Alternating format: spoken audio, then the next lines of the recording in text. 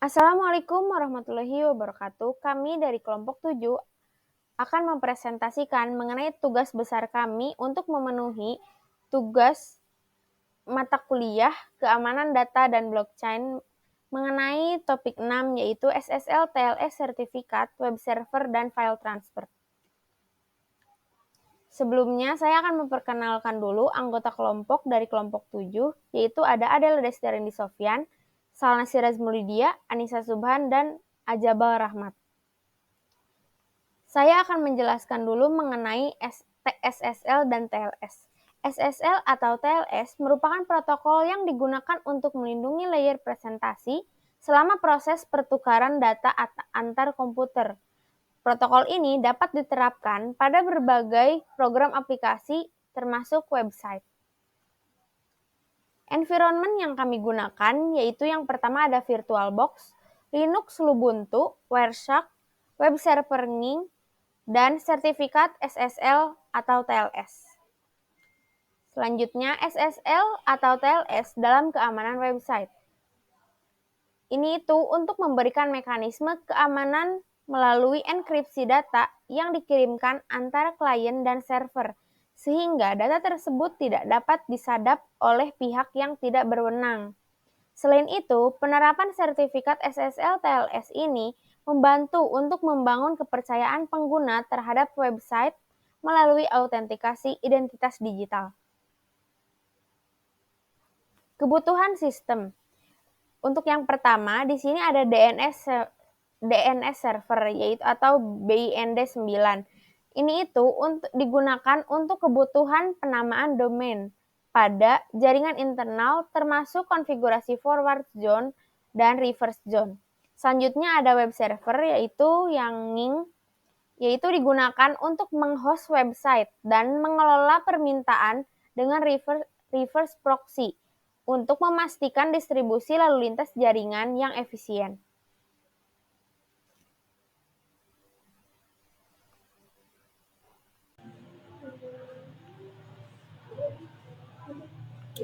Baik, saya akan melanjutkan yaitu DNS config. DNS config ini atau bisa disebut domain name system, yaitu sistem yang mengkonversi nama domain yang mudah diingat menjadi alamat IP yang digunakan untuk mengidentifikasi perangkat di jaringan. Kemudian ada forward zone, forward atau bisa disebut forward DNS, yaitu jenis permintaan DNS di mana nama domain digunakan untuk mendapatkan alamat IP yang sesuai. Server DNS dikatakan menyelesaikan nama domain ketika mengembalikan alamat IP-nya. Permintaan DNS maju adalah kebalikan dari pencarian DNS terbalik. Kemudian ada reverse zone. Reverse DNS adalah proses menggunakan DNS untuk menerjemahkan alamat IP ke nama.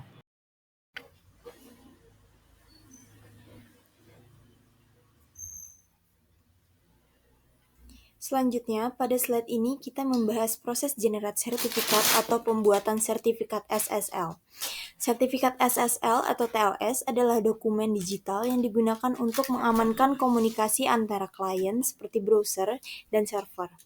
Sertifikat ini berfungsi mengenkripsi data yang ditransfer, memastikan komunikasi tersebut aman dan terautentikasi.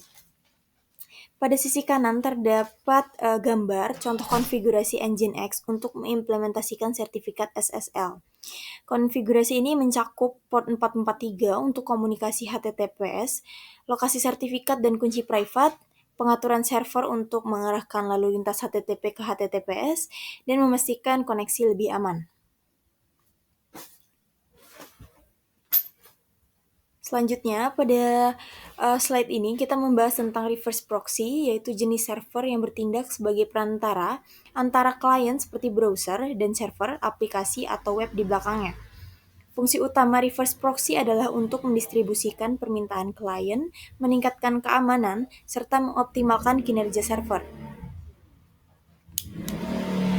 Di sisi kanan bisa kita lihat bahwa di dalam gambar tersebut itu merupakan contoh konfigurasi Nginx sebagai reverse proxy. Konfigurasi ini menunjukkan port 443 digunakan untuk HTTPS dengan sertifikat SSL. dan juga pengaturan root directory untuk melayani file statis. Di sisi lain, reverse proxy juga membantu menyembunyikan detail server backend dari klien, memberikan tambahan lapisan keamanan pada sistem.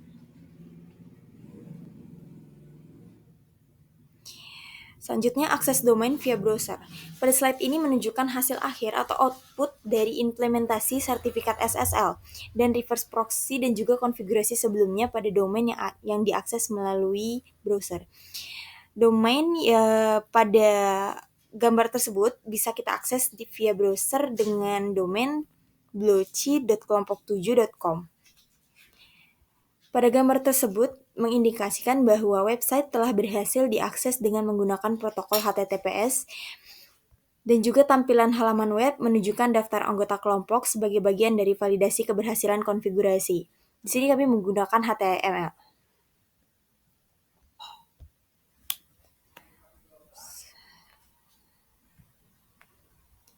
Selanjutnya, di sini kami juga menganalisis protokol keamanan menggunakan Wireshark. Dapat dilihat pada gambar tersebut, protokol yang tertangkap dalam hasil Capture Traffic Protocol yaitu protokol TLS version 1.2 dan SSL. Di mana TLS version 1.2 terlihat pada salah satu baris awal tangkapan. Protokol TLS versi 1.2 digunakan untuk komunikasi antar dua alamat IP. Dan sementara SSL, sebagian besar komunikasi menggunakan protokol SSL atau Secure Sockets Layer yang merupakan pendahulu dari TLS. Data yang tertangkap sebagian besar berisi continuation data, menunjukkan bahwa paket ini merupakan bagian dari sesi SSL yang sedang berlangsung. Analisis ini membuktikan teknis bahwa konfigurasi SSL berhasil melindungi komunikasi data, mencegah potensi serangan seperti man in the middle. Selanjutnya dilanjutkan oleh teman saya. Ada flowchart diagram aliran paket, di mana diagram ini menjelaskan mekanisme protokol web server NIS, juga penggunaan SSL TLS untuk enkripsi di NIS. NIS itu sendiri adalah web server yang sering digunakan untuk melayani permintaan HTTP atau TPS, melakukan load balancing dan reverse proxy. SSL TLS merupakan protokol keamanan yang digunakan untuk mengenkripsi komunikasi antara klien dan server.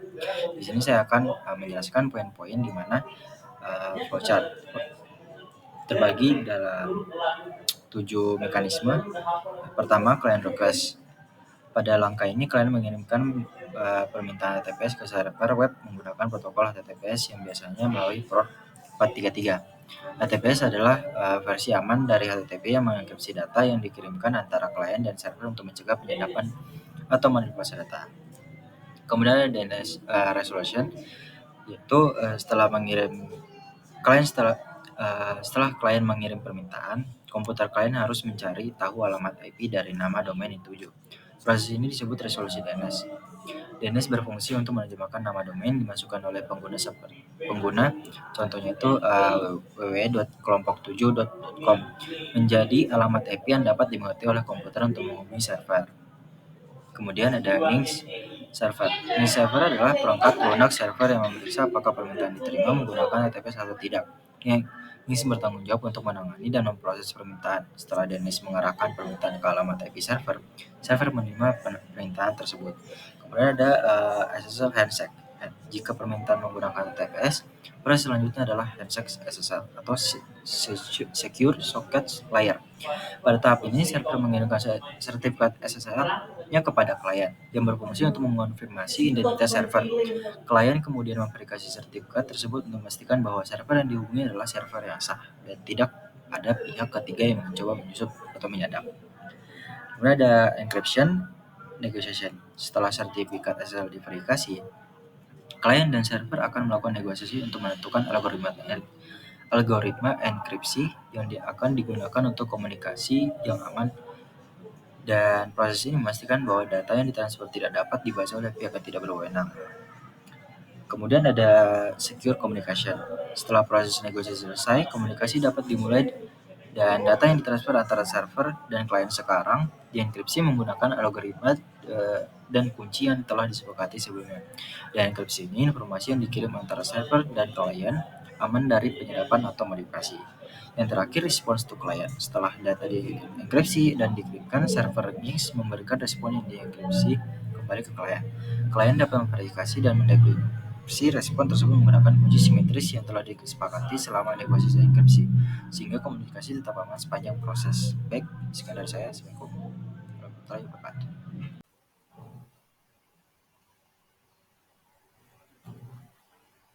Selanjutnya, kesimpulan. Pada laporan ini menunjukkan bahwa penerapan sertifikat SSL atau TLS merupakan langkah krusial dalam memastikan keamanan komunikasi data pada website. Dengan menggunakan server berbasis NINX, sertifikat SSL atau TLS berhasil diimplementasikan melalui proses pembuatan sertifikat menggunakan OpenSSL, konfigurasi pada web server, serta analisis traffic menggunakan Wireshark. Hasil pengujian membuktikan bahwa data yang dikirimkan antara klien dan server telah terenkripsi dengan baik, sehingga terhindar dari ancaman penyadapan dan manipulasi. Selain meningkatkan keamanan teknis, implementasi ini juga memperkuat kepercayaan pengguna terhadap website yang bersertifikat SSL TLS. Saran, untuk penerapan lebih lanjut, sangat disarankan agar sertifikat yang digunakan berasal dari sertifikat authority atau CA terpercaya agar memberikan validasi yang lebih luas kepada pengguna.